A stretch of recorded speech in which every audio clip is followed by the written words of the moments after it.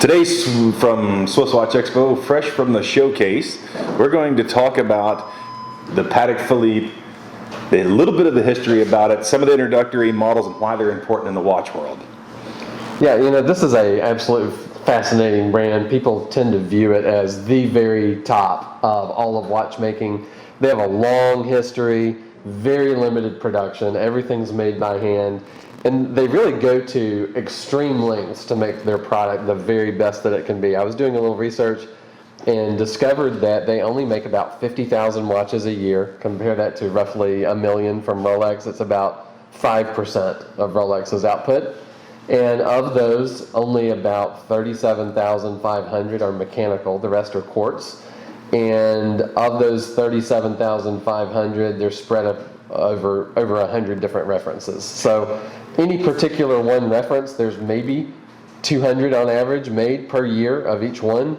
And if you think about the U.S. being about 15% of the world watch market, that means that in the U.S. there's probably only around 30 of each model coming into the U.S. per year.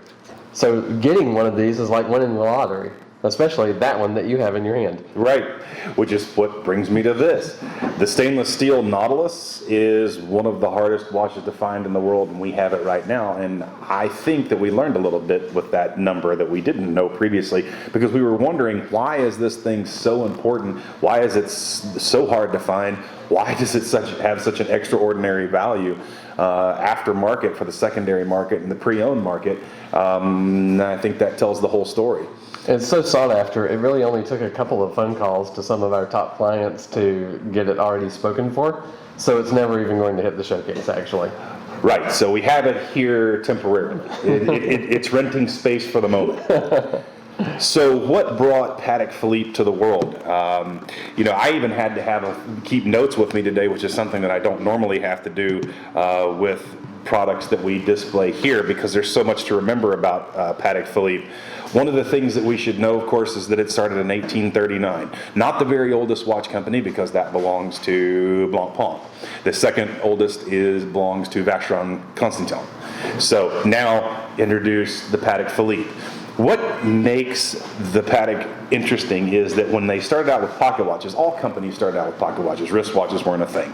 As a matter of fact, it's argued that I believe it's in 1868 was the very first year that a wristwatch actually appeared, and it was a lady's piece. I've always heard that it was more of a lady's piece of jewelry that happened to tell time. And yes. Men's wristwatches weren't really popular until World War I.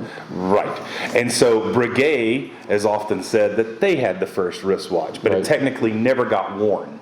Okay. Because somebody's head was chopped off prior to her receiving that watch. I think that's let them make cake, right? Right. So, appears that the reference 96, the very first time that we see this come along is the reference 96, which is in 1932. It's the Calatrava, and it's this piece right here. This is a little bit different design than the original. The original had different lugs, and this also has the hobnail dial, which didn't appear till later. And as a matter of fact, the Calatrava is the very most popular. It's what every single person in the world thinks of when they think of Patek Philippe. Absolutely, for me. I mean, when I think of Patek Philippe, that's the watch I've got in my mind. Right. And what's interesting about the Calatrava is it's a Bauhaus design. So it's got that unique, simplistic German design, which is interesting for a Swiss-made watch. But the idea is that pure simplicity is the best way to go. At the time, you had Art Deco things. You had things that were coming out that were really highly decorated. They were complicated. And remember also that this particular watch started out as a 31 millimeter for men. Now, that was considered a large watch at the time, and now we realize that 31 millimeter is probably more of a ladies' style piece, right, as everything in this world has gotten bigger. Cars, phones, everything. Computers have gotten smaller, our phones have gotten bigger. I'm not sure exactly why that is. That's a very strange thing. I always thought we were supposed to carry smaller things as we went, which was why I went ahead and brought this out, because this is a more historical piece of the Calatrava as well. Solid gold case, very, very thin design watch. All of these, of course, are mechanical, and this is my favorite. I think this particular watch, this although it's very simplistic, it does have the very sort of ornate Art Deco experience on the bracelet. I'm not even sure what the date reference is for this particular model. There's not a lot of information on the sequential timeline for Patek Philippe because they made so many different models of the Calatrava over the years. But just a gorgeous piece, diamond dial, a little bit thicker than what you normally would reference on a Calatrava, but a really beautiful piece just the same. Just from the look of the dial and everything, though, I think a fair guess would be maybe late 50s, early 60s on that one. I feel that way. But since the Calatrava came out in 1932, it's possible it could be a 40s model. Right.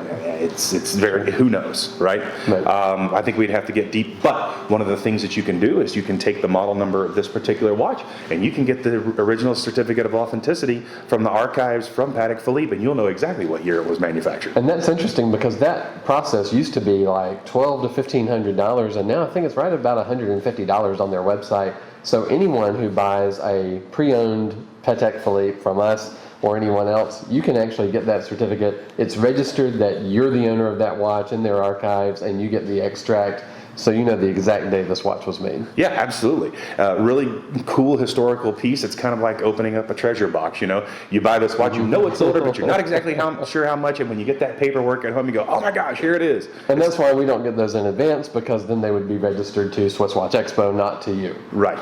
So that adds a little bit of authenticity for yourself. It's like buying a brand new watch all over again. Neat. Right? So enter in 1976 was the Nautilus. I think that's important. A lot of folks don't realize that the Nautilus did not appear until the mid-1970s. I hate to say my year of birth, which means this is 44 years old as much as I am. Now, this is obviously a more recent history model. This is not a 1976. But enter 1997, and you get the Patek 24, which is the ladies' piece. The Gondolo also was not. A lot of people think the Gondolo had been around since the 40s and 50s. No. I thought so. That watch did not appear till much later. As a matter of fact, about 15 years prior to the Patek 24.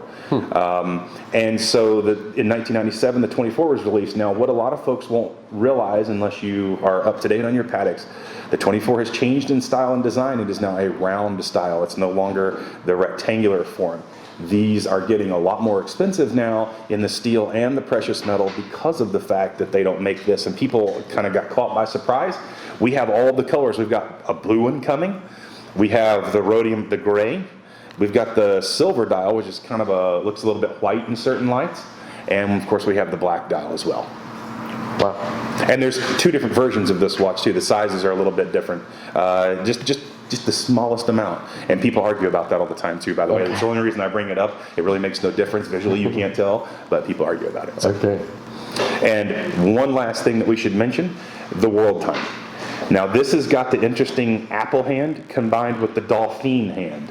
Why do I bring up the hands? Because originally the way that the Arabic numerals were made on the Calatrava were actually brigade numerals.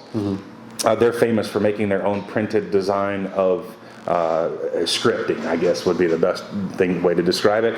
And then when Patek came out, they used the apple, which is the open center with the little pointer at the end, which is interesting. And then the dolphin hand looks like a very pointy triangle.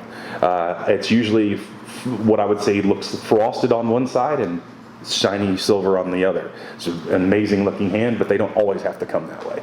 They just they look like swords to me, but they call them the dolphin hand, which I think we've referenced on some other watches as well. But that's just a short synopsis of the things that we have here in Patek Philippe. We've got tons of other references in our case, and please go to SwissWatchExpo.com to find them. There's a lot to know about them, and we will get you as much information as possible. Otherwise, we could spend the next 3 hours talking about Patek Philippe. Yeah, just the annual calendar is very popular, and it's a watch that we get a lot of interest in, and we typically have them in stock all the time. Right.